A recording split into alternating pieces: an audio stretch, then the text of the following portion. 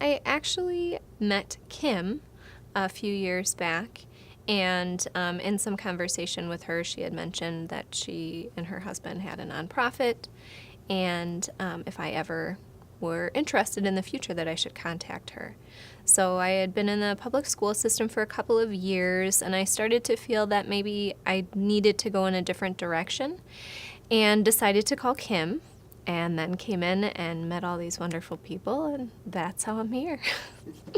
I went to Edgewood College here in Madison, and got an elementary education license there.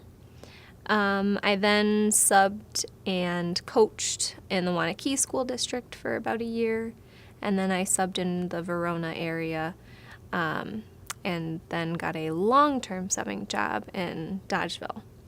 And then I got a full-time job teaching first grade.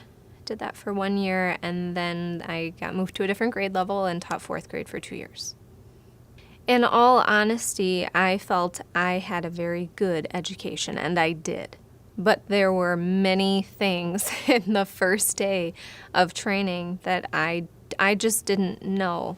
Reading always came easily to me, so there were aspects of it that I didn't really have to think about. I gathered them just in recognizing patterns over time. I don't ever remember being explicitly taught certain aspects of it.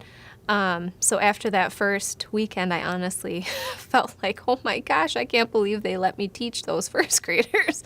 But it was eye-opening. There are so many new things that I learned, and I continue to learn even now. It would depend on how many sessions they're coming a week. If they're just coming 2 sessions a week, I would say maybe within 2 months, maybe a little bit less, you really will have by then seen that aha moment where the components you've been introducing and kind of laying the foundation for all kind of gel together, and then you can start applying it to different things. Through the training, some of the things that I learned piqued my interest, so I looked into it further, and I'm now working on a master's degree in reading science.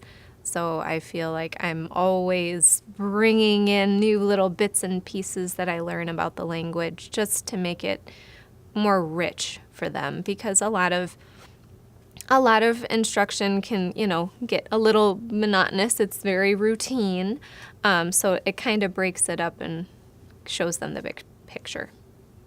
I had a student who was in high school, and started working with him. And in looking at his initial testing, he was performing in the average range. He was competing with his peers, but his intelligence was so much higher than where he was performing, and you could just tell the frustration. He knew something wasn't right.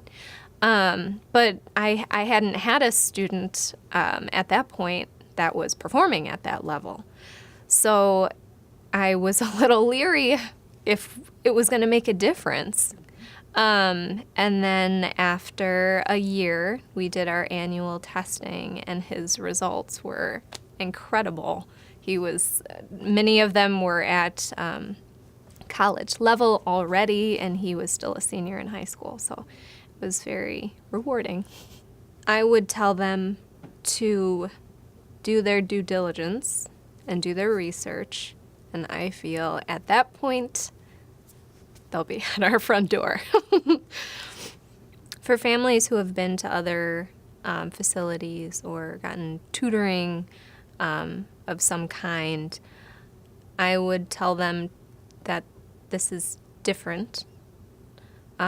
We have our own unique components that make this effective, and they are applied in tandem with the Orton-Gillingham multisensory methodology, which is highly researched over a long period of time. So I would say to give it a chance and be patient, and you're in good hands, so don't worry.